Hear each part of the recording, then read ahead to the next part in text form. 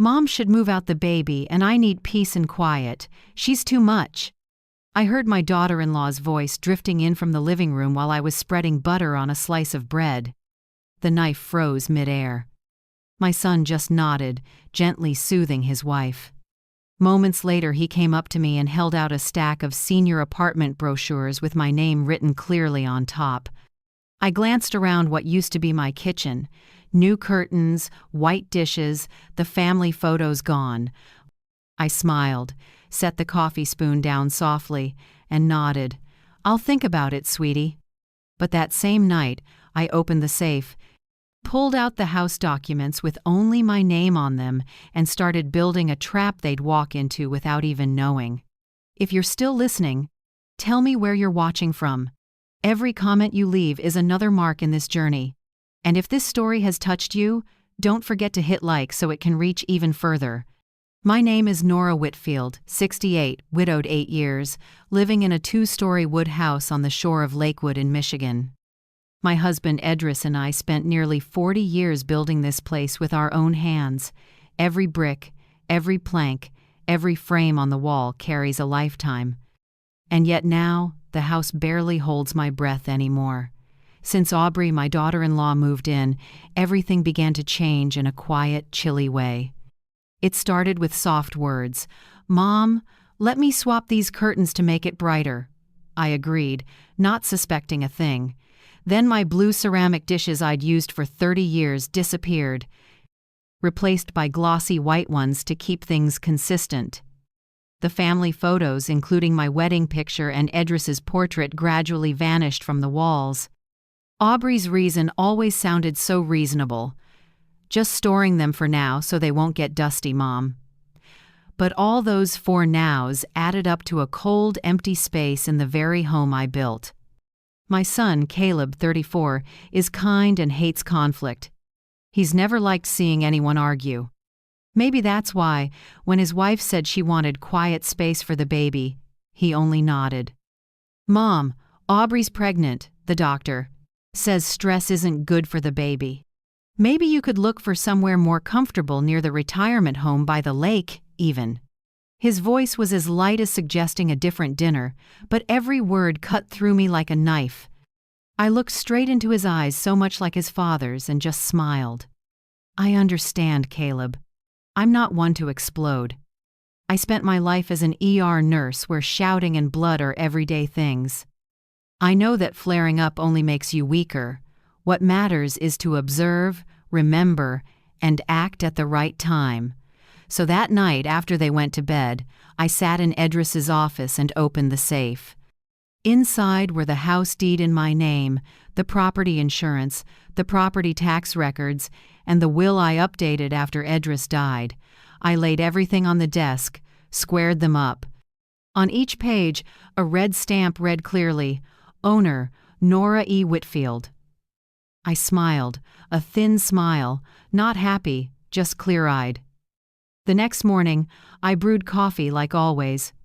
The smell of fresh roast filled the air, the scent that reminds me I'm still in control. I added a pinch of cinnamon, Edris's old habit, then sat at the kitchen table. Aubrey walked in, hand on her belly, voice gentle. "Good morning, Mom. I wanted to ask, did you look over those flyers last night?" I sipped my coffee, the bitterness coating my tongue. "Yes, I'll consider it." I kept the same smile. She didn't know I'd already installed an automatic recording app on my phone to save every conversation in the house. I started an incident log. Every nurse knows how important that is. Whenever something was moved or a casual comment was made, I wrote it down: date, time, who said it, to whom, and what it was. Under each line, I put a star if it felt off. March 12, Aubrey changed the curtains. Reason: brighter for the baby. March 15, wedding photo vanished from the wall. Reason: to avoid dust. March 20, Caleb slept out. Reason: Aubrey needs quiet. Every night I looked at the log like I was gathering evidence for a case the patient didn't know they had. The house grew strange to me. Each morning Aubrey played soft music, called it pregnancy therapy. She floated through the living room in silk sleeves, hand always on her belly like a leading lady in a film about motherhood, while I, the actual mother of this home, was pushed into a silent, supporting role.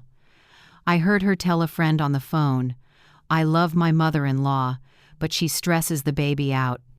We need to get her somewhere else so she can rest." The voice was sugar-sweet, but underneath it was the smell of cold metal. I still went to the market, still cooked, still tended the garden, but everything I did became a thorn in her eye. One morning, I was on the phone with my sister in Chicago when Aubrey came down, annoyed. "When did you call, Mom?" "Around 10 o'clock. That's the middle of my morning sleep." "You know, the doctor says pregnant women need their morning rest. Your talking is a bit loud." I looked at her and only said, "I'll keep that in mind." In my head, I marked a red star in the log. I added a doorbell camera. Aubrey thought I was worried about security, but I wanted to know who came and went when Caleb was out. I also placed a small recorder in the living room cabinet. Everything I did was slow and careful, like chess. No need to win now, just make sure when it's my move, the other side has nowhere to go. On the third night after the move-out breakfast, Caleb said he'd sleep at work for convenience. I knew he was following his wife's plan so she could rest. I heard the car door close. Then the house fell quiet. Upstairs, Aubrey turned on the light in my room, the one Edris and I had used, and paced around, measuring and taking notes. I stood at the bottom of the stairs and looked up, saying nothing. Some things you only need to see to understand. That evening, I poured myself a glass of red wine and sat by the window facing the lake. The water rippled under the moon, calm in a way that felt suspicious. I missed Edris, the way he used to say, "You know, Nora, winning doesn't come from shouting, it comes from the kind of silence that scares people." I set the glass down, opened my laptop, and emailed attorney Alan Mercer, the man who helped me with paperwork after Edris passed. "Hi, Alan. I need to reconfirm my property ownership. Need to meet in person. Monday morning work?" The reply came faster than I expected. "Of course, Nora. Bring the originals, I'll verify." I closed the laptop and leaned back, listening to the wind moving through the oaks on the porch. In the dark, I wasn't afraid. I was clearer than ever. The next morning, before the sun climbed, I got up early, brewed coffee, and made a few cinnamon waffles, habits I've never dropped. Aubrey came down, surprised to see me already having breakfast. "Where are you off to so early?" she asked, syrupy sweet.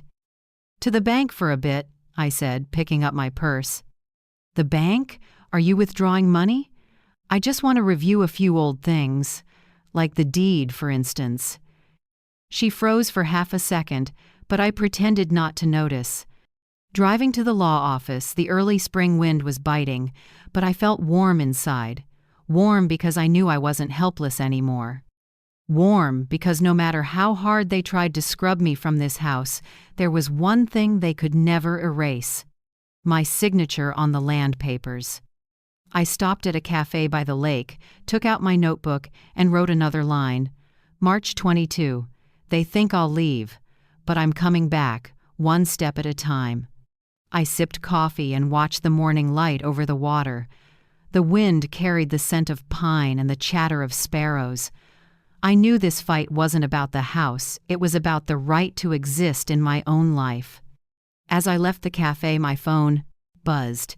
A text from Alan Mercer, confirmed. "You are the sole owner. No co-ownership, no liens." I smiled as the wind lifted my gray hair off my shoulders. "Well then, let's begin," I whispered. If my daughter-in-law wanted quiet for the baby, I'd give her the quiet she wanted after the storm I was preparing rolled through. 2 days after meeting the lawyer, I came home feeling oddly calm. I thought things would stay quiet longer, but the pause was only for Aubrey to prepare her next script. That morning, she stood in the kitchen with a pale green smoothie, speaking evenly and clearly like she'd rehearsed. "The doctor says, at this stage, the most important thing is to avoid stress. Noise, arguments, or emotional swings can affect the fetus. I'd just come in from the garden, dirt still on my hands. Are you telling me this? I asked, keeping my tone light. Aubrey turned and gave a polite smile. It's not blaming you, Mom, just sometimes when you call or move around early, I wake up startled. My body needs morning rest. The doctor emphasized that. I wiped my hands on a dish towel and looked at her. 30 years in the ER. I've heard every sort of excuse and phrasing from patients, but there's no such thing in medicine as pregnancy stress caused by mother-in-law talking at 10 a.m. What Aubrey was saying wasn't medical advice, it was a memorized performance. That so? I smiled. I'll try to walk softly and speak quietly. Aubrey nodded, satisfied. She thought I'd stepped neatly into the supporting role she wrote for me. That evening, Caleb came home late. I sat on the porch, heard the car pull in, his heavy steps on the brick path. He looked tired, shoulders slumped. I poured him tea and asked softly, "Have you eaten?" He shook his head. Aubrey was exhausted all day. I grabbed something outside. I nodded and waited. Sure enough, a few seconds later he looked at me, hesitant.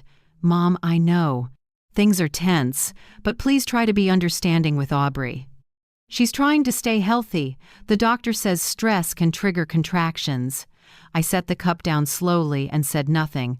I just filed the exact wording in my head. That night, when everyone slept, I opened my leather journal and wrote it down. Caleb, 9:10 p.m. Please be understanding with Aubrey. The doctor says stress can trigger contractions. I added a note. Even tone. Avoided eye contact, repeating his wife's lines. The next day, while I was sweeping the porch, Mrs. Mildred, the neighbor across the street, came over, greeting me as she spoke. "Nora, I hear your daughter-in-law is having a bit of a rough time in the pregnancy? Poor thing, you must be worried." I looked up. "She told you that?" Mildred gave a polite smile. "Just small talk. She said she's been tired lately because there are too many people in the house. You know how it is, pregnant women are sensitive." I didn't answer right away. I only smiled lightly, but inside I went cold for a beat. Aubrey was spreading her own story. A narrative woven out of pity and cleverness, and her first audience was the neighbors. That afternoon, while Caleb was at work, I tried another tack. I stepped into the living room and spoke to Aubrey, who was knitting. "If you need more quiet, I can adjust my routine. I'll make calls in my room. Won't turn on the TV in the mornings, even work in the garden so you can rest. Would that help?" Aubrey looked up with a thin smile. "You're so sweet, Mom. But long term, I think you should have your own space. Not for me, for you. You deserve to rest and not worry about anyone." Her voice was soft as honey, but the sentence was an eviction notice. I got it. The quiet she wanted wasn't peace, it was my absence. That night, I mentally took inventory. I realized things had gone missing without my noticing. The cedar chest where I kept Edris's letters was no longer at the foot of my bed. The blue porcelain set I bought in New Orleans 10 years ago, my pride was gone from the cabinet. The anniversary quilt Edris gave me for our 30th temporarily stored in the basement, per Aubrey. I went down to the basement to check. It was cold, dark, and stuffy. Among cardboard boxes labeled in black marker, I saw one marked, "Mom's Kitchen." I opened it. There were my dishes, wrapped in old newspaper, dust settling over them like proof of deliberate forgetting. I closed the lid and exhaled slowly. I knew that if I reacted, she'd have more evidence that I'm easily agitated. So I chose silence. But my silence didn't mean surrender. From then on, I realized Aubrey had her own language of manipulation. Everything she said began with 3 words. For the baby. For the baby, don't run the washer in the morning. For the baby, don't cook strong-smelling food. For the future, you should rest. For my health, you should go out more. Each word was light as thread but tight as rope. She never gave orders, but made you feel guilty if you didn't comply. I could see myself being rewritten as the villain in her story, the selfish old mother who won't make room for the new generation. I didn't argue. I started acting. That night, I opened a small box in my desk and took out a mini recorder I used back when I was a nurse to log shifts. I dusted it off, put in fresh batteries, and set it under the bookshelf in the living room where Aubrey liked to make calls. It's small enough to go unnoticed, but the mic is very sensitive. I also changed the lock on the file cabinet holding the deed, insurance, and savings. I didn't want to wake up to find they'd been temporarily stored somewhere else. A few days later, while I was watering the porch plants, my phone buzzed. A text from an unknown number, a screenshot of a group chat called Mommy and Friends. Aubrey's message stood out. End of this month, I'm clearing the mother-in-law's room for the nursery. We'll repaint it cream, way less gloomy. Below it, her friend commented, Nice. Wish my MIL would move out early like that. I stared at the screen and felt my hand tremble not from anger, but from contempt. I saved the image into the Evidence 2 folder, then copied it to an external drive. Every data point, every line, was a link in a chain. I didn't need to rage, I just needed to be thorough.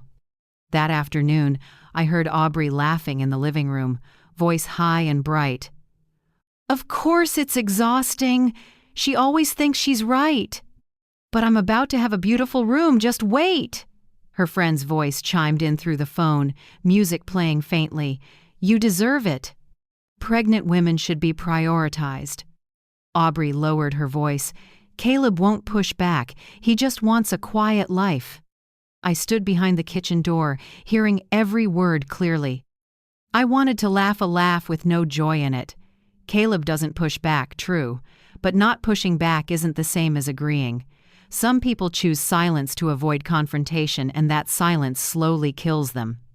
I went back to the table, opened my journal, and wrote the day's last line, March 29. Aubrey confirms clearing Mill's room for the nursery. Confident tone, no fear. Confidence is her first weakness. I closed the journal, set the pen on the cover, and let my eyes rest on Edris's small photo on the shelf. You see this, don't you? I whispered. They think I've grown weak, but you know Nora Whitfield has never been weak. I turned off the lights and let the house settle into quiet darkness. Somewhere upstairs, Aubrey was still murmuring through a prenatal meditation, her voice steady like a lullaby of deceit. I reclined and listened to the wind slip through the window, carrying the smell of young pine and the soft lap of the lake. I knew I would sleep deeply tonight. The more this went on, the more certain I was that the game had only just begun. And I, the one they call the source of stress, am the quiet they'll soon have to face with fear. That morning I had just finished watering the carnations on the porch when I heard the click of high heels inside. Not my sound. Aubrey's the woman who walked through my house like its owner. When I stepped in, she was seated at the dining table with a glossy stack of large pages and a smile that was a bit too bright. Oh, there you are, Mom, she chirped. I just found something, I think you'll like it. On the table lay a cream brochure reading, Maple Ridge Senior Living, where a peaceful chapter begins. I know the format, clean, easy to read. Photos of seniors beaming in flower gardens or yoga rooms. A manufactured happiness ad designed to convince older people they're choosing freedom, not being left behind. Aubrey opened it, her pale pink nails sliding over each page. Look, Mom, the rooms are bright, with big windows facing the garden. They have transportation, diet-planned meals, and a Friday dance club. You'll make lots of new friends. I looked closer. A single-window studio, pale red brick, with a photo of a silver-haired woman reading beside a plastic flower vase. In the top corner, a red pen circled around that image with a handwritten note, perfect for her. You looked into this thoroughly? I asked, steady. Aubrey smiled lightly. Yes, I just did some homework first, so you don't have to do the heavy lifting. Maple Ridge is only 20 minutes away by car, with its own shuttle for shopping and appointments. Super convenient, Mom. Right then, Caleb walked in, tie still undone. He set his phone down and glanced at the brochure. You should check it out, Mom. It's nice there. No more yard work or fixing pipes. Staff handles everything. You can just relax. I rested my hand on the back of a chair and looked at them both. The room went so still it felt like the air stopped moving. I asked slowly, word by word, "Did you forget who's on the deed to this house?" They froze. Caleb's eyes slid to Aubrey, waiting for her lead. She blinked, then let out a small laugh, a little flustered. "Oh, Mom, of course no one forgot. I just thought maybe you'd be more comfortable there. I'm only thinking of the baby." I smiled. "Right, for the baby." I pulled out a chair, sat down, and lifted my coffee, blowing on it. "This place does look peaceful." "Exactly," Aubrey said, her voice lightening, thinking I'd softened. "If you agree, I can set up a tour with the manager. Maple Ridge has a special move-in before the end of the month, and the first month's free." I set the cup down and nudged the brochure back toward her. "Interesting, but I need to think carefully. After all, people say if you want to move out, you should own the place you live in first." Aubrey's smile stiffened a little. Caleb rushed to smooth things over, forcing a laugh. "We just want to help you, Mom. There's nothing else behind it." "Of course," I answered, steady voice, calm eyes. "I believe that." I stood up and carried my coffee cup to the sink. No one said another word. I could hear Aubrey exhale softly, like she'd just dodged danger she didn't quite understand. That night, after they'd both gone to their room, I sat in the office and opened my laptop. The cream brochure was still on the desk, the lamp shining on the words, "A place to belong." I gave a small laugh. "A place to belong?" I've belonged to this house for 40 years. There's no reason to trade it for a 300-square-foot apartment just because someone else finds it convenient. I opened the safe, took out the original house file, and scanned each page one by one. Deed, title insurance, property, taxes, proof of homeowner's insurance. I double-checked every page, everything intact. No one has the right to touch it. I saved them in a private folder, set a passcode, and emailed the whole set to myself with the subject line, "Private, for my eyes only." Done. I opened my messages and texted attorney Alan Mercer. "Alan, please reconfirm my sole ownership of the Lakewood property. No co-owners, no liens, no transfers. Need confirmation as soon as possible." His reply came in under 10 minutes. Checked. "The house is in your name only, completely clean. I'll send a notarized copy in the morning." I looked at the message and felt lighter. Not because of the house, but because I knew I still had the right to keep the one thing my husband left me.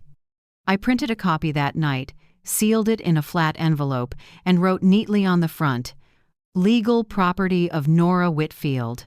I wouldn't use it yet. I just needed it ready for a show and tell at the right moment. The next morning, sunlight passed through the new curtains, a pale beige Aubrey had put up last week. I sipped my coffee and listened to her moving around. She'd started acting like the house was already hers. She opened cabinets, rearranged dishes, then cleared the lower shelves too. "Mom, I'm just tidying a bit," she said, "so when the baby comes, we'll have a clean space." I nodded, smiling. "Go ahead. Just don't touch the cabinet in my office." "Of course," she said without looking at me. At noon, I heard her on the phone in the hallway. "Yes, I think once my mother-in-law moves out, we can repaint the living room walls cream. I'll send you the new design tonight." Her voice was low, but I heard the two words clearly. "Moves out." She passed by me in the kitchen, face bright like that conversation hadn't happened. "I'm making a salad. Want some, Mom?" "Sure," I said, sitting down. "You seem busy." "Oh, just little things," she smiled. "Getting ready before the baby arrives." When she turned to grab a knife, I noticed the Maple Ridge brochure still in the kitchen drawer, the fold-worn proof she'd looked at it many times. That afternoon, when Caleb got home, I was reading on the porch. He sat next to me, quiet for a moment, then said, "Mom, I know yesterday was a little clumsy. Aubrey only wants what's best." "What's best for who?" I asked, eyes on the paper. He stayed silent a few seconds. "For all of us." I folded the paper and looked out toward the lake. "Son, sometimes people say for everyone, but they really mean for themselves. I've seen that more often than you think." Caleb sighed softly. "I just don't want misunderstandings between you and her." "Misunderstandings?" I gave a small smile. "There are no misunderstandings here, Caleb." I heard everything. I set a hand on his shoulder and patted it. "Don't worry. I'm not going to argue. I'll just remind you of one thing: I know exactly whose name is on this house. And I know when it's time to remind others, too." He looked at me, confused, then gave a small nod. "I understand." That night, as the house lights dimmed, I was still awake. I stood at the window and looked down at the garden Edris and I tended for 40 years. The tulip rows were budding, fresh green grass pushed up through damp soil. I remembered Edris once said, "Don't let someone plant in your garden before you know what they plan to pick." I smiled, closed the curtains. Downstairs, the living room light still glowed. Aubrey was tidying, or rather, doing a full run-through. I heard porcelain clink, measured footsteps in every corner. She was rehearsing her part, the new owner of the house. I went to bed, turned off the light, and thought, "Keep going, Aubrey. The better you perform, the harder your fall when the curtain drops." That afternoon, while I trimmed the lavender along the fence, Paula Delaney, my next-door neighbor on the right, walked over. She's a few years older than me, small frame, softly curled hair, always carrying a hint of rose.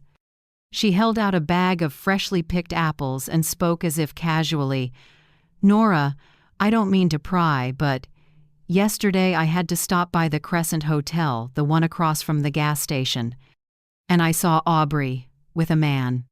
I paused my shears. "What man?" Paula lowered her voice. "I don't know his name, but he wore a dark suit, drove a black Lexus, confident build, around 40. I recognized Aubrey by her hair and that cream coat she often wears. They didn't look around, just walked in holding hands. I called her name, but she acted like she didn't hear. I kept my composure, smiled, and accepted the apples. "Maybe you saw wrong," I said softly, but inside, the pieces started to shift. That night I wrote in my journal, "April 2nd, Paula Delaney says she saw Aubrey with an unknown man at the Crescent Hotel. Description: dark suit, silver watch, black Lexus, not Caleb." I reread it several times, stopping on "not Caleb." Some things you don't want to believe, but a woman's intuition, especially after nearly 7 decades, rarely misses. 3 nights later, close to midnight, I woke to a soft laugh from the living room. That laugh was light and flirtatious, but completely different from Aubrey's voice when she spoke in front of Caleb. It sounded truer, freer, more bare. I stepped down the stairs slowly, careful not to make a sound. In the warm spill from the living room, I saw 2 shadows on the wall, a tall, broad-shouldered man lounging in a chair, Aubrey leaning toward him, a glass of wine in her hand. The man's voice was low and confident. "Told you, it's only a matter of time. Once everything's set, you'll have what you want," Aubrey answered, breathy. "I'm just scared of being found out." "No one suspects a thing," he chuckled. "Just let it all look natural. I'll take care of you and of our baby." A chill ran up my spine. "Our baby?" Those 2 words cut like ice. I didn't step in. I walked into the kitchen instead and turned the faucet on hard, letting the rush of water serve as a warning bell. The voices in the living room softened. A few seconds later, Aubrey came into the kitchen in a silk nightgown, smoothing her hair. "You're still up, Mom?" she asked lightly, like nothing had happened. "I was thirsty," I said. "Can't sleep?" She smiled, eyes flicking toward the living room. "Just watching TV, those late-night cooking shows." "Got company?" I asked, though I knew the answer. Aubrey shook her head with a tight smile. "No. Who would visit at this hour?" I held her gaze for a few seconds, then nodded and turned off the water. "Right. Cooking shows this late? Must be quite interesting." She said nothing, then slipped away quickly. I heard a door close softly, men's shoes glide over hardwood, and minutes later, an engine start in the driveway. The next morning, Aubrey acted like nothing happened. She blended a smoothie, put on meditation music, and talked about redesigning the nursery. Caleb kept leaving early and coming home late, repeating a line like he'd been hypnotized. "Aubrey needs to rest, Mom. Please don't add pressure." I just smiled and didn't argue, but I started gathering evidence. I opened the smart doorbell app I'd installed weeks before, the kind with motion detection and auto record. Sure enough, the history showed a clip at 11:47 p.m. A tall man in a dark suit entering the house without looking up at the camera. I zoomed in and caught his left wrist glinting a big silver watch. I downloaded the clip and named it Crescent Entry 11:47 p.m. From then on, I watched Caleb's work schedule closer. He said he had back-to-back shifts at the company, even overnights. Aubrey, meanwhile, was freer than ever. She entertained guests, signed for personal packages, and sometimes disappeared for hours with no explanation. I started logging everything. April 4th, black Lexus parked out front at 8:15 p.m. Camera captures a male figure matching April 2nd. April 5th, Caleb says he's sleeping at work. 10:32 p.m. Doorbell light on for 2 minutes. Motion detected. No clear face. April 6th. Aubrey on a living room call. "Don't worry. Things are moving." I felt like I was living in a play where I was both witness and audience. One afternoon, while Caleb was at work, I heard a car stop out front. I peeked through the curtain. That same black Lexus. The man got out this time. I saw more clearly. Around 40, tall, broad shoulders, dark hair with some gray, an Omega watch on his wrist, perfectly fitted navy suit. He rang the bell. Unhurried. Seconds later, Aubrey opened the door, her face lighting up without thinking. He brushed her cheek before stepping inside, so intimate it couldn't be just friends. I stayed behind the kitchen door, heart pounding but strangely clear-headed. This was Graham Pierce. I knew his name from an event card that fell out of Aubrey's coat pocket the other day. A business dinner for Pierce Financial Group. The timing lined up perfectly. I didn't confront them. Not yet. I let them get a little more confident so my trap would be fuller. I opened my phone and checked the camera app. The picture was clear. Graham came in carrying a shopping bag, set it on the table. They sat close, laughing. I turned on remote audio recording and saved the whole conversation. "Graham, I'm getting everything in place. Once she moves out, the house will be in your name." "You know that." Aubrey. "I'm afraid his mother will find out." Graham. "She won't suspect a thing. Just play the exhausted wife. People will pity you." Aubrey. "I can't stand this anymore. I want it over fast." Graham. "Patience, my love. You'll have it all."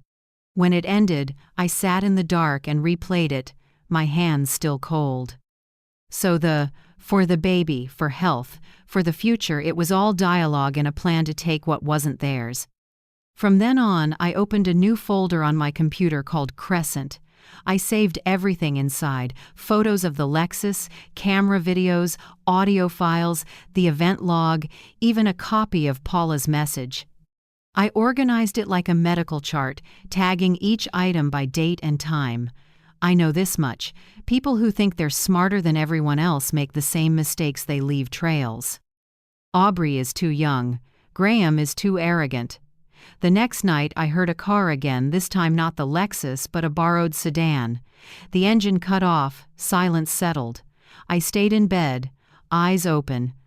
No need to go downstairs, I just grabbed my phone and opened the camera app. The image popped up, Aubrey opening the door in a robe, eyes gleaming. Quick note, April 8th, Graham Pierce shows up for the third time this week. Time, 11:06 p.m., Caleb out. I looked at the screen and murmured to myself, "Go on, Aubrey. Keep believing I'm blind."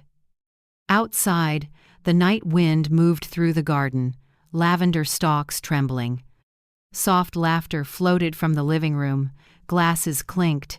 I closed my eyes, no longer hurt, only cold, with the clarity of someone who knows a new chapter is coming, and I'm the only one holding the pen.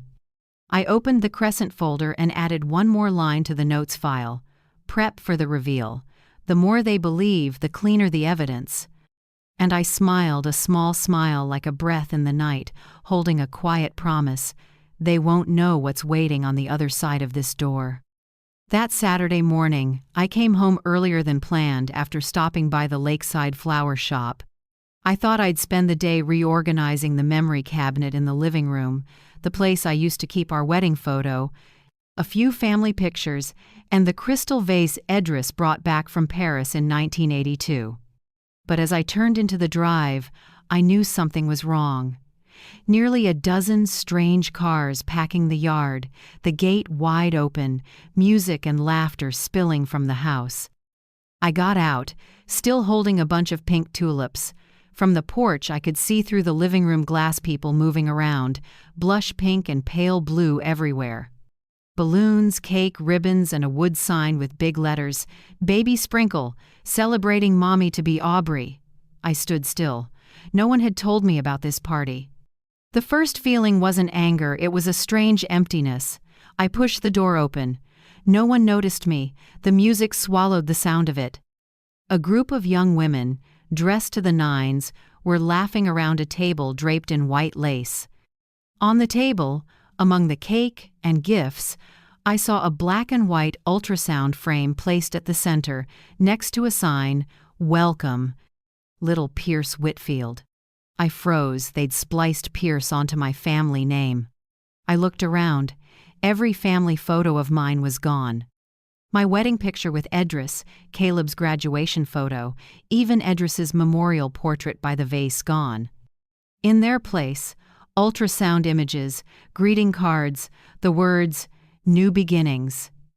I could hear my heart beat faintly, but each beat was sharp. Aubrey came out of the kitchen, belly round, white lace dress, a pale pink sash across her chest glittering, Mom-to-be. She saw me eyes wide for half a second, then quickly put on a warm smile. "Mom! Oh, I didn't think you'd be home this early. We wanted to surprise you." Maybe the surprise came a bit too soon. She smiled, but there was something colder than the tile under my feet in that smile. I nodded slightly and said quietly, "Looks like you've all been busy." "Yes, we wanted the house to feel fresher, to match the happy mood." She glanced around and lowered her voice just enough for me to hear. "It's wonderful to have extra space like this, isn't it, Mom?" Those words, extra space, landed like a light but solid knock on the wall. I knew exactly what it meant. Not a compliment, but a notice that I'd been erased from the frame. I didn't answer. Instead, I pulled out my phone and pretended to snap a few keepsake photos. In truth, I photographed the entire room, every detail, every bare spot where Edris's picture used to hang. I moved slowly, like a proud mother documenting her child's party, but my lens was capturing the evidence of a takeover. As I passed the kitchen, I heard a low voice in the corner, a familiar male voice. I paused, took half a step back, pretending to check my phone. Through the crack in the door, I saw a man in a dark suit with a bright silver watch, Graham Pierce. He was handing Aubrey a white envelope, and she quickly tucked it into the pink sash across her chest. I went still.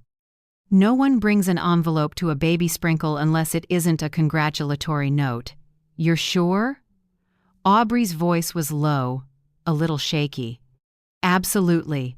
After the baby's born, he'll take care of it, Graham said. I didn't mishear it. He'll take care of it. His voice was so clear I could hear the breaths between the words. I tapped record on my phone, set it to voice memo, and slipped it into my pocket. I stood there for nearly a minute until laughter and glass clinks rose up again. They came out smiling like nothing had happened. I stepped in with a calm smile.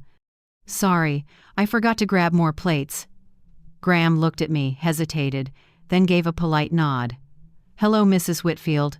I'm a friend of Caleb's. Of course, I said. I've heard a lot about you. The answer unsettled his eyes for a second. Aubrey jumped in fast. Graham works at the same company as Caleb, Mom. Oh, great. Then you two must really understand each other, I said evenly, face unchanged. I glanced at the envelope corner peeking from the sash and turned away as if I hadn't noticed. The party went on loud and sparkling, like a carefully staged set. I sat in a corner and watched. Aubrey's friends kept praising how cozy the house felt, marveling that she'd pulled off such a big party so close to her due date. Someone joked, "This place looks straight out of a magazine." The lady of the house has such great taste. The lady of the house. No one realized the real owner sat in the corner, smiling quietly like a spectator at a tragicomedy. I listened, missing nothing. While they toasted and talked about the future, the small tells stood out. The ring Graham set on the table, the way Aubrey looked at him across the crowd, their hands brushing under the tablecloth. Those details spoke louder than anything they said. I pulled out my phone to check the voice memo was still recording. Laughter, chatter, and then a crisp exchange. Graham, he believes you now, right? Aubrey, completely. He doesn't suspect a thing. Graham, good. Now we just wait for the baby to be born. And I'll handle the rest.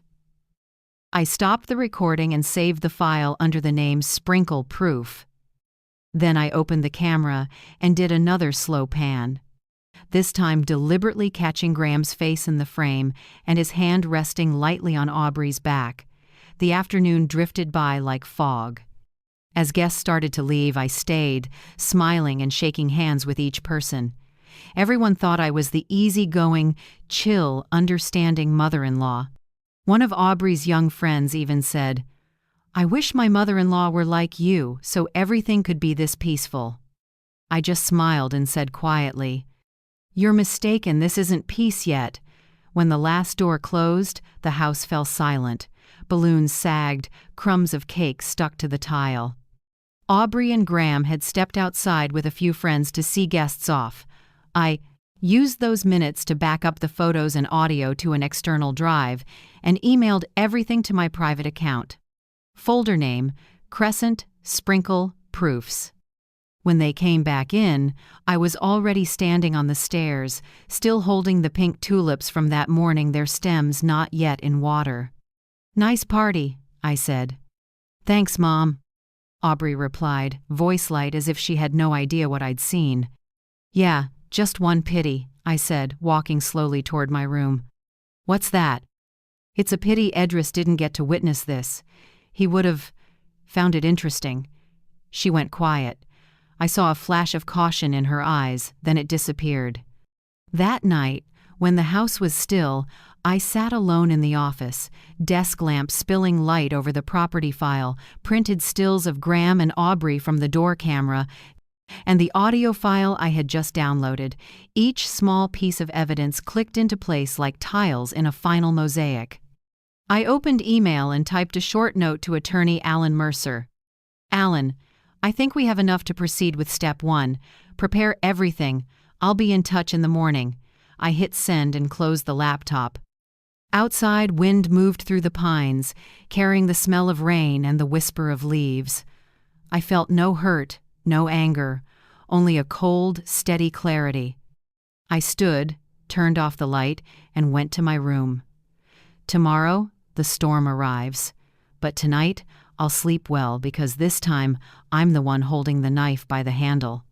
The next morning, first light filtered through thin curtains and washed over the long dining table where everything was about to happen. I'd prepped the night before a thick, crisp file, plastic-sleeved and tucked neatly into a pale yellow rigid envelope. On the front, in bold print, I'd written, "Property deed, 112 Lakewood Drive." I made coffee, so calm it surprised me. The house was quiet. The click of the coffee maker echoed in the dim. I felt no tremor, no anger, only the certainty that it was time to put everything back where it belonged. Around 10 a.m., Caleb's car sounded at the gate. The door opened. He walked in with Aubrey and two of her friends, Kara and Melissa, the same faces I'd glimpsed at the baby sprinkle. They laughed loudly, carrying gift bags and pastel-wrapped packages. I was already seated at the table, coffee on my right, the envelope squarely in the middle. "Oh, you're up early, Mom," Aubrey chirped, a little too confident. "I invited my two friends over. We're planning the official baby shower. Hope you don't mind?" "Of course not," I said lightly. "Actually, I've got something to say too, and it's even better with all of you here." That sentence made all four of them pause.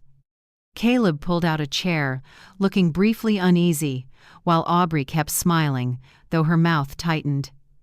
I opened the envelope and slid out the notarized deed white paper, black letters, a round stamp. I set it in the center, turned the text to face them. "This," I said calmly, "is the ownership document for this house." I waited a beat and looked straight at my son. "This house is in my name, mine alone. No co-owners, no liens, no transfers, all fully legal." The room went so quiet it felt like someone had sucked the air out.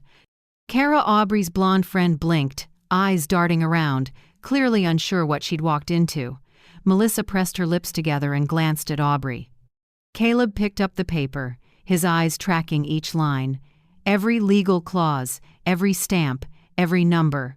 When he reached sole ownership, Nora Whitfield, his face fell and his shoulders slumped. "Mom, what do you mean?"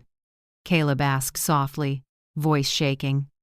"It means," I said, still even, "everything in this house, from the porch to the fence to the ground under your feet, belongs to me, no one else." Aubrey let out a brittle laugh, trying to hide her panic. "Mom, you're scaring me. We never said the house wasn't yours. Why so tense about it?" I met her eyes, cold as a December lake. "No one's tense. I just like clarity, and paperwork doesn't lie." A heavy silence followed. The air shifted, thickened, as if an invisible wall had just risen across the table. Kara and Melissa glanced at each other, feeling the tension but too cautious to speak. Aubrey pressed her palms on the table, leaned forward, trying to regain control. "Mom, this isn't the way to talk to us in front of guests. We're family." I looked at her and answered gently, "Because we're family. I need to say this in front of others so everyone hears it clearly." In that moment, Aubrey lost control for the first time. She straightened, face flushed, anger flashing where fake sweetness used to be. "Are you trying to humiliate me?" "No," I said. "You're doing that on your own." The room froze. Caleb sank into his chair, fingers laced together. I could hear him swallow, trying to choke down pride and confusion. I knew right then the first crack had appeared. Aubrey turned to her friends, voice trembling but trying to sound normal. "Sorry, must be the pregnancy hormones making me extra sensitive." Kara popped up fast. "It's okay, maybe we should grab supplies before lunch." The two gathered their things and left faster than the wind. As the door clicked shut, I stood, slid the papers back into the envelope, placed it in the buffet drawer, turned the key, and locked it in full view. "Now," I said, "everything's clear. No arguments, no misunderstandings. I just want us all to understand exactly where things stand." Caleb said nothing. He leaned back, eyes fixed on the hardwood, unable to meet anyone's gaze. His silence was no longer complicity, it was collapse. I could see it in his eyes, faith wobbling, a fine dust of doubt settling over everything Aubrey had said. Aubrey saw it too. She rushed to him and set a hand on his shoulder. "Don't listen to her, babe. We never meant to take anything from her." Caleb didn't answer. He closed his eyes. "I need some air." Then he stood and walked out without looking back. The door shut, leaving Aubrey and me in a room as still as stone. She pressed her lips together, eyes dark. "You really think you've won?" I smiled, voice low and unhurried. "No, I've only just begun." That afternoon my phone buzzed non-stop. Messages from Aubrey poured in. "Mom, we need to talk. You're misunderstanding me. I don't know why you're doing this, but you're hurting Caleb. Don't destroy my family." I didn't reply. Not out of anger, but because it wasn't necessary. Each text came and went like weak gusts against a locked window. I opened my laptop and went to my private inbox. In drafts, I typed, "Alan, please draft a 30-day notice to vacate. Reasons: unlawful occupancy, unauthorized alterations, and emotional damages. I'll sign when the final version is ready." I hit send. The screen glowed, reflecting off the table where the deed had lain. Outside, Lakewood was still. Wind skimmed the pines, a faint rustle like the first crack spidering through the house's fake shell. I said to myself softly, "Just a hairline crack, but from there, everything will split." Then I closed the laptop, lifted my cooled coffee, looked up at the white wall where my wedding photo used to hang, and smiled slowly. "It's all right. Pictures can be taken down, but this house is still mine." And soon, they'll learn some walls can speak, and they know how to deliver justice. The next morning, dew still clung to Lakewood. Thin light like foil slipped through the kitchen window. I sat at the table with a steaming mug of coffee. On the table lay a cream folder, the 30-day notice to vacate that attorney Alan Mercer had sent last night. Short, proper, fully supported by law. Under the bold headline were the reasons: unlawful occupation, unauthorized interior changes, emotional and material damage. I reread those 3 phrases. Each word carried the weight of long nights spent watching, enduring, and collecting evidence. Today, I didn't need to hide anymore. I slid the notice into an envelope, sealed it, and placed it on the table. When Aubrey's footsteps sounded on the stairs, I took a steady breath. "Good morning, Mom," she said, voice a bit hoarse, hair still mussed from a restless night. "Morning," I answered calmly. "I have something for you." She eyed the envelope, curious. "What is it?" "Paperwork." I pushed it toward her. "Notice to vacate in 30 days. Effective today."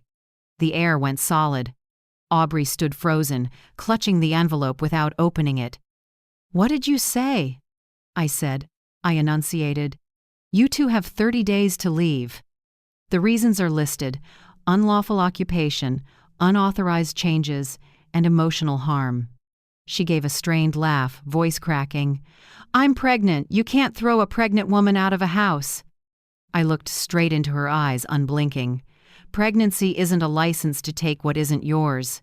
In that instant, I saw the mask split. Her mouth opened, then shut, breath quickening. "You're cruel," she whispered. "People will think you're heartless." I shrugged. "People can think whatever they like. I have proof." That evening, as I was clearing the table, Caleb came home. His face was drawn, eyes shadowed. He stood in the kitchen doorway, keys still in hand, voice low. "Mom, I know you're angry, but please, don't do this. At least wait until after the baby's born. I don't want a child starting life like that." I dried my hands and turned around. "Do you really believe that child is yours, Caleb?" The second the question left my mouth, the room fell into absolute silence. Only the wall clock ticked, loud enough to raise. Goosebumps. Caleb stared at me, brow furrowed like he was hearing a foreign language. "What did you just say?" I held his gaze. I asked if you're sure that baby is yours. He didn't answer right away. His fists tightened, then loosened. In his eyes I saw a chaos, suspicion, shame, and a swelling kind of hurt. He said quietly. Of course it's mine. Why would you say that? Of course, I repeated softly. Or do you just want to believe that? Caleb bowed his head and stayed silent for a long time. I didn't add another word. I poured him a cup of coffee, slid it toward him, and stepped away. Some questions don't need answers because silence already is one. That night, alone in the office, I logged everything in my journal. April 17th, 9 p.m. Delivered 30-day notice to Aubrey. Reaction: shock, pregnancy as shield. Reply: pregnancy isn't a license to take what isn't yours. Caleb begged to delay until after the birth. Asked, are you sure the baby is yours? Hesitation, no answer. Status: faith beginning to wobble, cracks spreading. I closed the book and pinned a new calendar sheet to the cabinet. I marked the 30th day in red and wrote a small note beneath. Deadline 30 days. I stared at that number for a long time. 30 days, not long, but enough to expose everything. 2 days later, Aubrey launched an image war. She posted a belly photo on social media. Caption: when your mother-in-law kicks you out at 8 months pregnant, remember, God sees. Below it, dozens of pitying comments, sympathy, attacks on the heartless mill. I read every line and only smiled. Hours later she called me, voice choked. People are asking what happened. I don't know what to say. Do you want the whole world to hate me? I don't need the world to hate anyone, I said evenly. I just need the truth. What truth? How far will you go to humiliate me? I opened my Biznown laptop and tapped a few keys, tone calm. If you want to talk truth, I can send you copies of the photos, audio, and camera logs. She went quiet. I could hear her breath quicken on the line. Are you threatening me? No, I said. I'm reminding you the file is complete. She hung up. 3 minutes later, I got texts. You won't destroy me. I'll make everyone believe me. I'll protect this child at all costs. I read them without anger. I only felt pity. A young woman using emotion to hide the truth while the evidence lined up, waiting for daylight. That afternoon, I went to Dr. Karen Doyle's clinic, a former colleague from my nursing days. I laid things out briefly and asked, if we need a paternity test after the birth, how does that work? Karen looked at me, frowning a little. Nora, are you sure? This isn't small. I'm not sure, I said. Which is why I need the truth. She nodded, her voice softening. When the baby is born, if the legal parents both consent, it's straightforward. If there's a dispute, you'll need legal paperwork. Legal paperwork I have, I said. And I can get more if needed. Karen was quiet for a moment, then said, I understand. I'll help. I left the clinic feeling slightly lighter. Things were moving in the right direction, even if it wasn't a pleasant one. Late that night, Caleb knocked on my door. He came in and sat opposite me, fingers knotted together. The desk lamp lit his face tired, but for the first time, clearer. Mom, he said softly, I need to ask you straight. Do you have proof? I mean, about Aubrey and that man?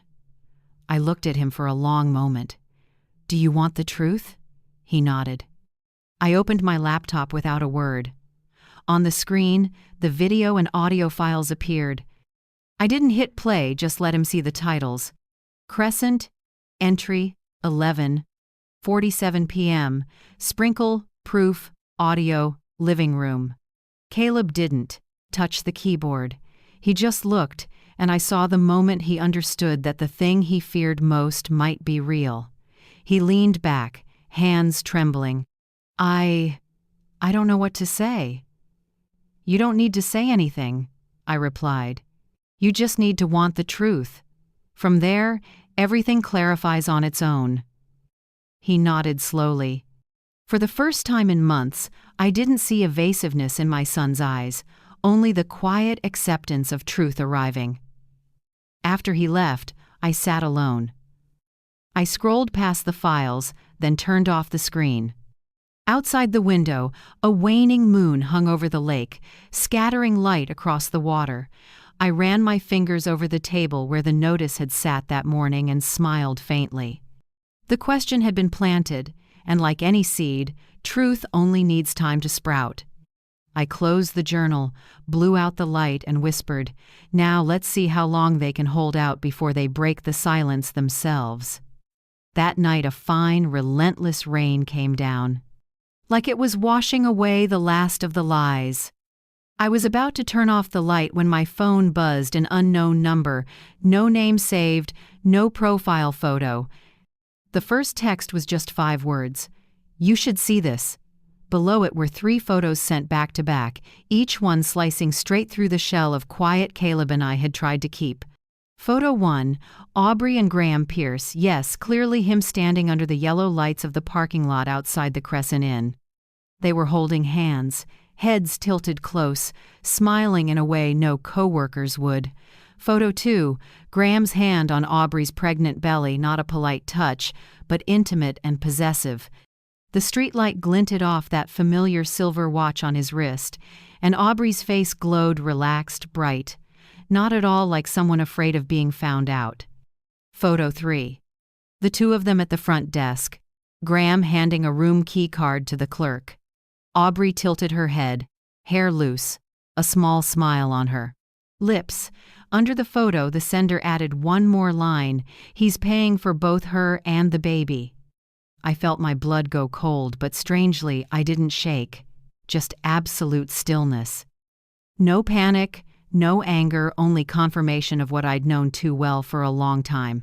I saved the 3 photos to a private folder, locked it with a password, then backed everything up to an external drive. I didn't call Caleb. I knew if I told him now, he'd explode and that would ruin everything. A storm should only break when the person holding the reins is ready. I opened my computer and ran the photos through metadata checks. Each image had geolocation and timestamps. First photo, 11:46 p.m., April 18th.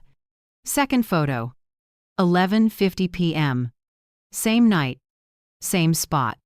Third photo, 11:58 p.m., Crescent Inn lobby. I opened my log and cross-checked. That exact night, Caleb had reported staying at the office to check the systems. I'd also written, Aubrey left the house at 10:40 p.m., returned at 1 a.m. Everything matched down to the minute. I stared at the screen in silence.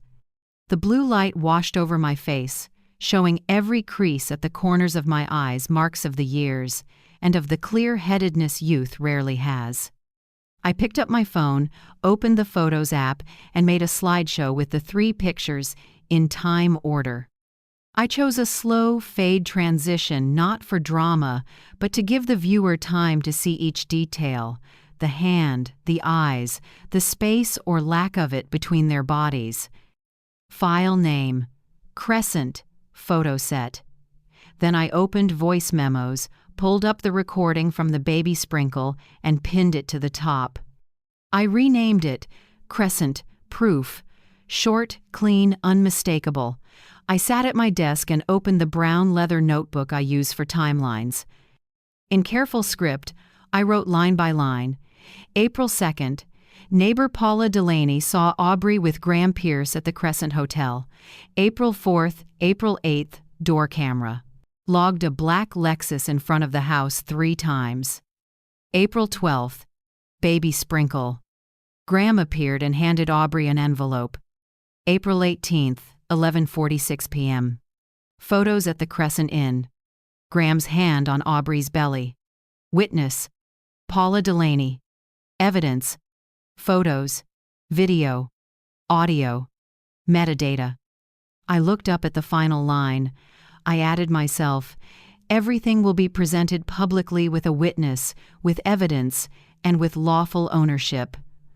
That was all it took to frame a confrontation no one could dodge. Around midnight, I called Alan Mercer. His voice was rough and sleepy, but the second I said, "We have photos," he snapped awake. "Even stronger than audio," I said. "Metadata matches the hours Caleb reported being away." "Do we have a witness?"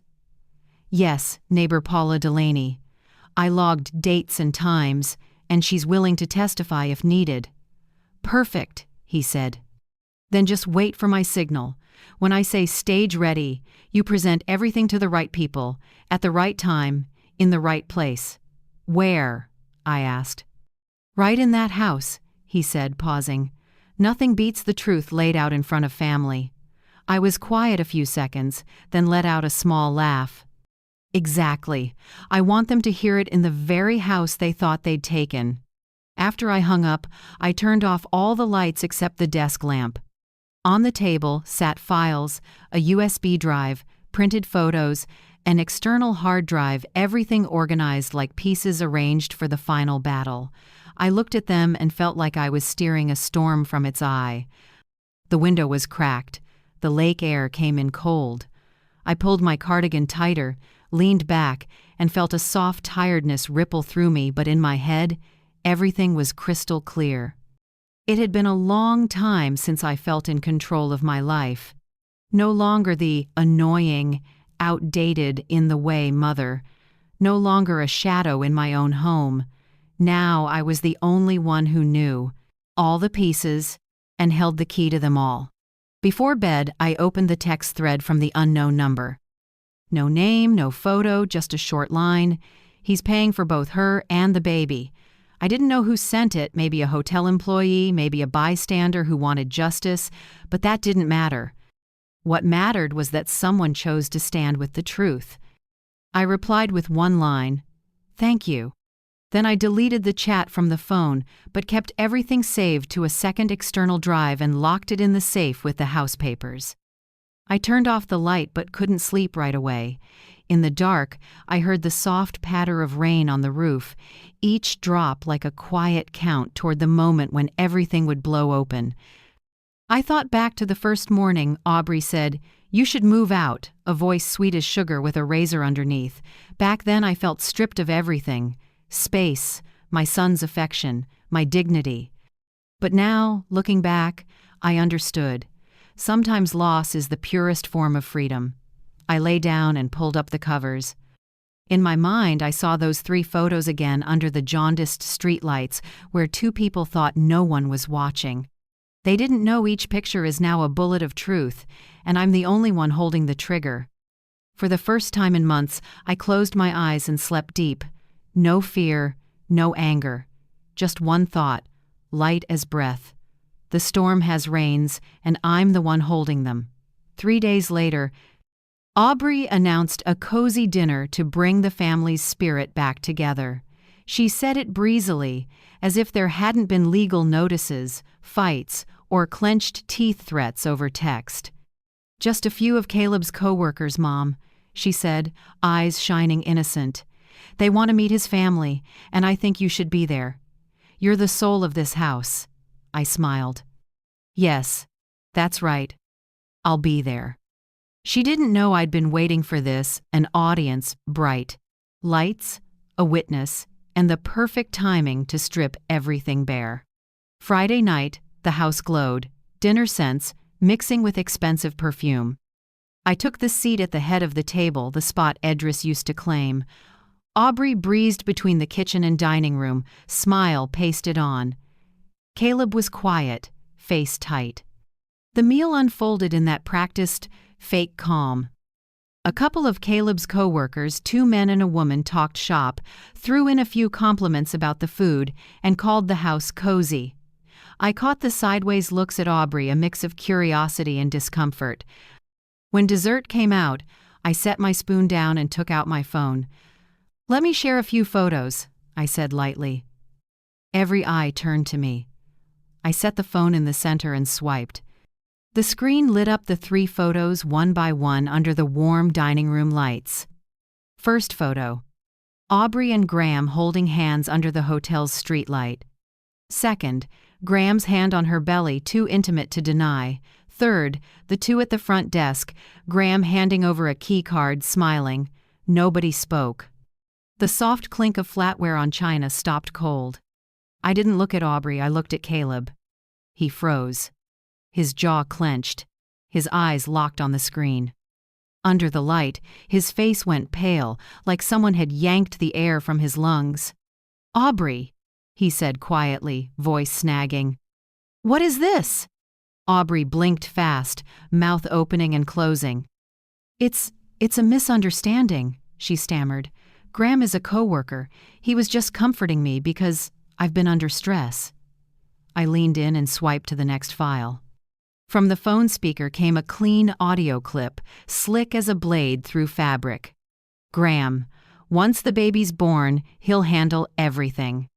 "Aubrey, I'm afraid your mother will find out." "Graham, she won't suspect a thing. Just keep playing the exhausted wife." I didn't feel anger, only a cold line down my spine. Have you ever heard a sentence that made your heart stop because you knew everything changed in that instant? If you have, share it in the comments. Maybe we'll understand each other better through those cracks. My voice sounded far away, like I was an outsider to my own play. The air in the room thickened. One coworker lowered his head and slid his wineglass aside. The woman pressed her lips together and shook her head. I didn't need to say another word. Aubrey's polite mask was breaking on its own. "Aubrey," Caleb said, firmer now. "Who is he? And the baby?" She shot up, her chair clattering backward. "Who are you listening to? A jealous mother trying to wreck her son's family?" "I'm listening to you," Caleb cut in. "And to what you said to Graham Pierce." Graham's name hit like a knife. I saw Aubrey's lips tremble. She looked around for an ally, but everyone stared at the table. No one defended her. No one spoke. I stood, picked up my phone and slipped it into my pocket. "Dessert was good," I said quietly. "Thank you for inviting me. It helped me see my future daughter-in-law more clearly." That night, after the guests left, the fight exploded in the living room. I heard every word, every breath between curses. "I deserve my own life. You never understood me," Aubrey screamed, voice shredded. "And the baby, Aubrey, is it mine?" Caleb asked, heavy and hoarse. No answer. Just the scrape of a suitcase over wood, the rasp of a zipper, the slam of a door. I went to the window and looked out at the drive. Under the porch light, the black Lexus pulled up. Graham Pierce stepped out, popped the trunk, lifted luggage. A few minutes later, Aubrey appeared in a long coat, never looking back. Graham took her arm and opened the door. They got in, and the Lexus slid into the dark, its taillights dragging a red streak across the wet road. I stood still, not happy, not triumphant. Just the quiet after a storm you knew was coming. When I turned back, Caleb had collapsed onto the sofa. His head was in his hands, eyes red. He looked hollow, like someone had ripped out his heart. I went to the kitchen, made a mug of peppermint tea, and set it in front of him without a word. He looked up, eyes wet. "How long have you known?" "Since you started avoiding my eyes," I said. "And you waited until now to say anything?"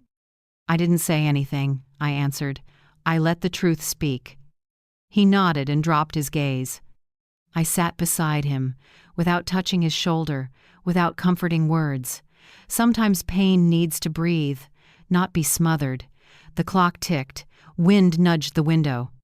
In a house that had echoed with arguments, there was finally real quiet. Caleb spoke at last, voice ragged. "I've been blind for too long. You tried to tell me and I wouldn't listen." I shook my head slightly. "No, Caleb. I never tried to tell you. I waited for you to see." He let out a thin, bitter laugh. "Well, I see now. And what will you do with it?" "I don't know," he whispered. "But for the first time, I know you weren't wrong." I nodded. Nothing more needed saying. I poured more tea and nudged the cup toward him. Steam rose, wrapping the warm lamplight in a thin haze between us. We sat there a long time, both quiet. The house was peaceful, the kind of peace only those who've lost something can recognize. When the clock crept toward midnight, I stood and eased the door shut. The soft click of the lock was the sound of an old chapter closing. In the living room, Caleb still sat staring at the steaming tea. He wasn't a man lost in a mirage anymore. In that light, I saw my son hurt, fragile, but real. I walked back and sat beside him. No talk of forgiveness, no lessons. I just kept my hand near his close enough so he knew I was there. In the quiet, with warm tea and the wind at the eaves, the mother-son bond that lies had severed began to tie itself back together by the truth. And that, to me, was the only victory that mattered. The next morning, early sun poured through the living room windows. The light was soft but clear, catching dust motes still hanging, the dust of long silence, of false words, of hidden wounds. I poured myself coffee and stood looking around the house. It was strangely quiet. No staccato heels, no heavy perfume, no lectures about how the baby needs quiet. Just me, Caleb, and the truth. I started the morning by dusting the family photos. The one of the three of us at Lake Michigan when Caleb was 10, I was in a red sweater. Edris had an arm around our boy, and Caleb grinned, holding a fishing pole bigger than he was. I blew the dust from the corners and set it back where it belonged, above the mantel. Right beside it, I rehung Edris's portrait, the one Aubrey had taken down, to brighten the room. I stepped back and looked at my late husband's smile in the wooden frame. Light bounced off the glass with a soft gold. "Good morning, Edris," I said softly. "Everything's going back where it belongs." The next room, the one Aubrey had christened the nursery, was quiet now. Pale pink bits, ribbons, baby coming soon signs still lingered, remnants of a false dream. I took down the crib, mobile plastic stars turning lazily, and placed it in a box. Then I broke down the white crib, wiped each slat clean, and stacked it neatly. In its place, I painted the walls a warm sand, the color Edris once chose for the living room. The faint scent of new paint mixed with dry wood and the morning breeze through the window. I set up a small guest bed, tucked in crisp white sheets, and put a little vase of lavender on the nightstand. The room wasn't a symbol of possession anymore. It was a quiet corner for anyone who came here in good faith. By noon, I boxed up Aubrey's decor: gold-plated frames, glass vases, throw pillows embroidered with "Home Sweet Home," all wrapped, taped, and sealed.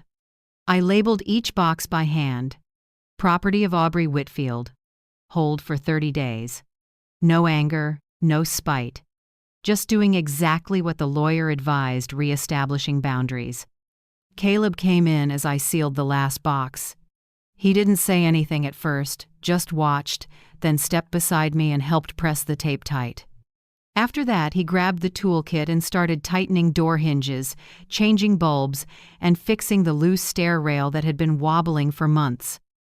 I watched without stepping in. The son I thought I'd lost to sweet, poisonous words was coming back, not with promises or tears, but with small, steady actions. When Caleb climbed the ladder to change the bulb, the new light spilled over the dining table. I caught a fleeting smile in his eyes, tired but calm. "Mom," he said, barely above a breath, "the house looks so much brighter." I answered, "Because the darkness is gone, son." That afternoon, we sat in the living room and went over the papers Mercer had sent. I said, "No need to contact Aubrey anymore. Let the lawyers handle it. We'll wait out the 30 days. Caleb nodded.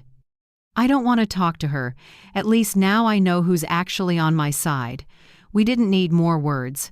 Between us was a quiet agreement, something I hadn't felt with my son in years. I cleaned the kitchen at the end of the day. When I opened the cabinet, I found the blue porcelain set, the one Aubrey had temporarily stored in the basement. I washed each piece, dried them, and put them back in their place in straight rows. When my hands touched the cool porcelain, I realized this house was never lost, only covered by the dust of lies. I turned on the oven and baked waffles. The cinnamon drifted through the kitchen, sweet and full of memory. It had been years since that smell filled the house. Back then, whenever I baked, Edris would open the window to let the breeze in and say, "A house is truly alive when it smells like something made with love." I did the same, threw open the window facing the lake. The morning air rushed in, carrying clean mist and the ripple of small waves. Sunlight bounced off the water, throwing bright specks across the wall. It felt like a simple house blessing, no priest, no ritual, just wind, light, and a heart that had stopped being afraid. Caleb stood in the doorway, a bit of paint still on his hands. He said quietly, "Mom, the house looks like it used to." I wiped my hands on my apron and smiled. "No, son. The house looks the way it's supposed to." He nodded and sat down, eyes resting on the candle I'd just lit on the dining table. I knew we were both thinking of Edris, the man who laid each brick of this house. The one who used to say, "Every storm just washes the porch clean." Late that night, I sat by the window and wrote a handwritten letter to Paula Delaney. "Dear Paula, I want to thank you not just for what you told me that day, but for your straightforwardness. You have no idea how much it helped me. In life, some people pass by for only a moment, but leave a streak of light like a lamp in the night. I hope one day you'll come over for tea and hear the end of this story when everything is finally quiet. With sincere gratitude, Nora Whitfield." I folded the letter, put on a stamp, and set it neatly on the table by the window. When night fell, I sat again in the living room. A small lamp cast warm light that reflected off the family frames. Outside, the lake was glass still. Inside, I felt no more turmoil, just a deep peace, the kind that comes after a big storm, when you know what remains is worth keeping. I said softly, not sure if it was to Edris or to myself. "The house has been returned to its rightful person, and so has my heart." One quiet morning, with golden sun coming through the window, I stood in the living room with a cup of tea, looking around the home that had just gotten its soul back. Everything was clean, warm, and tidy, but inside me there was still a quiet, empty space. The long sofa still had room to spare. The guest bed in the freshly painted room still smelled of new wood. I asked myself, what am I keeping that room empty for? Edris is gone, Caleb is mending day by day, and I, a 68-year-old woman who fought through deceit, now found my house too quiet. That afternoon, while clearing the table, I saw a small notice in the local paper. Lakewood Women's Center calls for temporary housing for domestic violence survivors. The center is over capacity and needs community shelter. I sat still for a moment. Then I picked up the phone and dialed. "Lakewood Women's Center. How can I help?" A middle-aged woman's voice, gentle but tired. "This is Nora Whitfield," I said. "I don't know how much this helps, but I have a spare room. I'd like to offer it for free the first month, if someone needs a safe place." Silence for a few seconds, then a soft exhale. "Mrs. Nora, you just saved someone you haven't met yet." 3 days later, Janelle arrived. She was 42, black hair tousled, dark circles under her eyes, clutching a small plastic bag like someone might tear it away. She didn't say much, just a slight nod when I opened the door. I didn't ask questions. I simply showed her around: kitchen, bathroom, washer, then the spare room with fresh sheets and a lavender vase. "Here's the key," I said. "If you need anything, knock. If not, keep the kind of quiet you want." She nodded, clutching the bag to her chest. That first night, I heard water in the sink, a spoon touching a mug. Around midnight, the kettle whistled softly in the kitchen. I stepped out and found Janelle standing there, eyes startled like a child caught doing something wrong. "Sorry," she whispered. "I just wanted some tea." I smiled and pulled out a chair. "It's okay. Here, you don't have to apologize for existing." She looked at me a long time, then nodded with tears in her eyes. That night the house found its voice again, small but real. 3 weeks passed. One morning, I woke to find Janelle's room empty. The closet, neat, bed made, and a folded note on the table. Mrs. Nora, I've left not because I'm scared, but because I finally can. Thank you for the room, for the quiet, and for not asking questions. You gave me back air. Janelle. I held the note and read it over and over. You gave me back air, made my heart tremble. Sometimes what people need isn't shelter, it's a corner where no one judges. I sat on the bed and took a long breath. The room wasn't empty anymore, it had just been filled with meaning. 2 weeks later, the center called back. Mrs. Nora, there's a young woman and her 2-year-old. No one will take them because the child's so young. Are you sure? I'm sure, I said. Bring them. That afternoon, Mariah arrived, 23, thin, with a close-cropped haircut, carrying little Ollie with big dark eyes. When they stepped inside, Mariah froze, like she was afraid to touch anything. I just smiled, crouched to Ollie's eye level. Hi, Ollie, do you like toy cars or blocks? He pressed his lips together, then whispered, Cars. I nodded. Cars are in that corner, next to the vase. I'd already set out a basket of toys, a few cloth books, a small teddy bear, and a jar of daisies on the table. Mariah looked at me, her lips trembling. You really prepared this for us? I didn't prepare it for anyone, I said. I prepared it for people who need a place to breathe. 3 days later, the house began to change. Mornings came with small footsteps down the hall and little giggles from the living room. Afternoons smelled like roasted chicken and stewed vegetables. At night, instead of total silence, I heard a soft lullaby from the next room, Mariah's voice gentle as wind at the window. I didn't feel invaded. On the contrary, the house, the same house once taken over by lies and schemes, was full of real life now. Caleb came home for the weekend, stood in the kitchen, and smiled. Mom, are you fostering kids? I said, No, I'm just lending out warmth, the thing I used to be afraid of losing. He looked around and said, Our house sounds different. It does. I smiled. Now it knows how to breathe. At the end of the month, I made a small wooden sign and painted the letters by hand. Whitfield Room, 30-day bridge. I hung it by the front door, right under the trellis. No bright signage, no loud announcement, just a quiet message. If you need a temporary shelter, there's a room here, and someone who won't ask too many questions. That afternoon, I sat on the porch steps and watched the sunlight stretch across the lake. Lavender drifted on the breeze. Inside, Ollie laughed out loud after spilling flour, and Mariah rushed to wipe the floor, still smiling. My chest warmed in a way I can't explain. I understood that healing isn't erasing the past. Healing is being able to open the door and let others in, to let them stay in the place where you once broke without fearing it'll be taken again. My Lakewood house had been through darkness, betrayal, and the most delicate kind of deceit. But now, it could hold others without losing itself.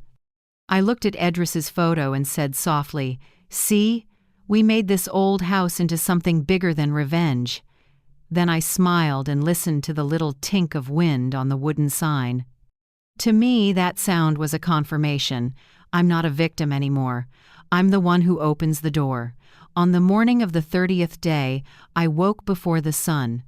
Dawn spread honey-colored light across the lake. On the table lay an email from Attorney Mercer, short and final. Mrs. Whitfield, the 30-day period has ended. No claims, no response from Aubrey or her representative. The file is officially closed. I read each word slowly to be sure I hadn't misread.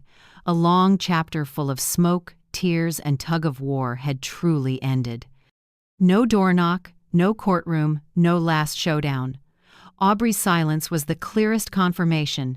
She knew she'd lost and had nowhere to return to. I breathed deep, sipped my coffee, and felt my heart steady for the first time in months. At noon, Caleb came home. He stood at the door with an envelope, his eyes relieved but tinged with shame. Mercer sent a copy to me too, he said. It's really over, Mom. I nodded. The legal part is over, but what about your part? Caleb looked up. In his eyes there was no defensiveness, no suspicion, only genuine remorse. He walked closer and set the envelope on the table. I'm sorry, Mom, for letting someone make me doubt you, for staying quiet when you needed me most. I placed a hand on his shoulder. You don't need to apologize for being fooled. Everyone misses the light sometimes until the darkness passes. He nodded slightly and took a breath. I've started seeing a therapist, Mom, not just to forget, but to learn not to repeat things. I want you to trust me again. No promises needed, I smiled. Just live decently. That's enough. 2 days later, the local paper buzzed with news. Graham Pierce, the man in the dark suit with steel-cold eyes, was under investigation for financial fraud and investment scams. Accounts frozen, company charged. The article didn't mention Aubrey, only a vague note. A young woman previously seen with Pierce in Lakewood is currently unaccounted for. I folded the paper. Not happy, not bitter. Just the sense of a circle closing. Maybe somewhere Aubrey chose to fall into the hole she dug herself. That afternoon I went down to the storage room. The boxes labeled "Property of Aubrey Whitfield" sat in the corner, dusty. I took a marker, crossed out her name, and added, "Unclaimed items."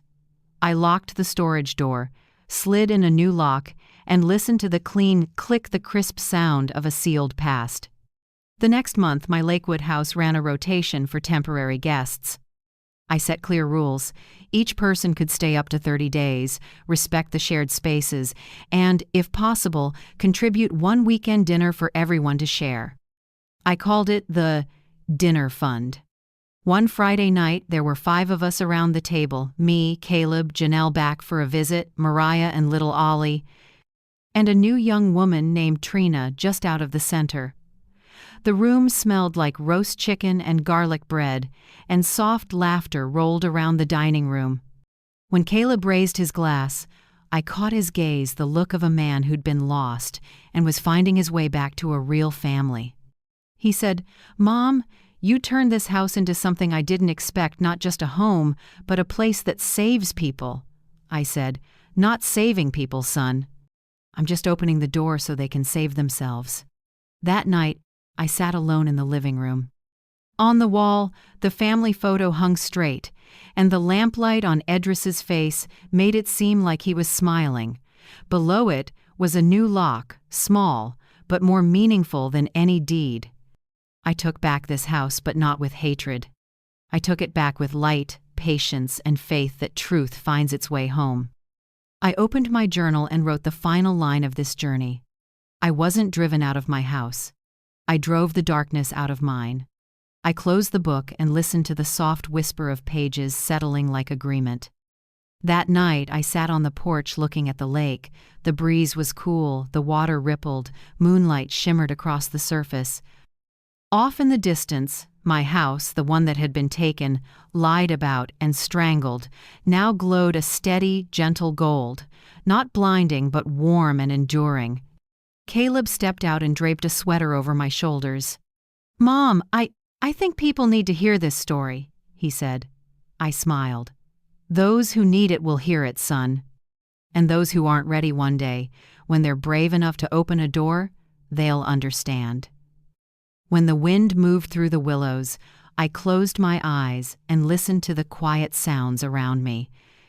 No more strange footsteps, no more manipulative voices, no more fear of being pushed out of my own life, only the light of a real home where people are allowed to breathe and to begin again. I lifted my head to the Lakewood sky, where the stars blinked patiently, reminding me that darkness never wins forever. I smiled a calm smile, light as the lake breeze. Thank you for walking with me to the last page of this story. If you've been through something like this, if your home ever had corners you were afraid to enter because someone made you feel that way, tell me in the comments. I read every line and am grateful for every share, because each true story is a small lamp in the night. Where are you from, Lakewood, Houston, Toronto, or across the ocean? Let me know so this little channel home can feel a bit closer to you. And if this story touched your heart, please like, subscribe, and turn on the bell so every time I open the door to tell more, you'll always have a seat in the front row. Thank you for helping keep the light in this house from ever going out.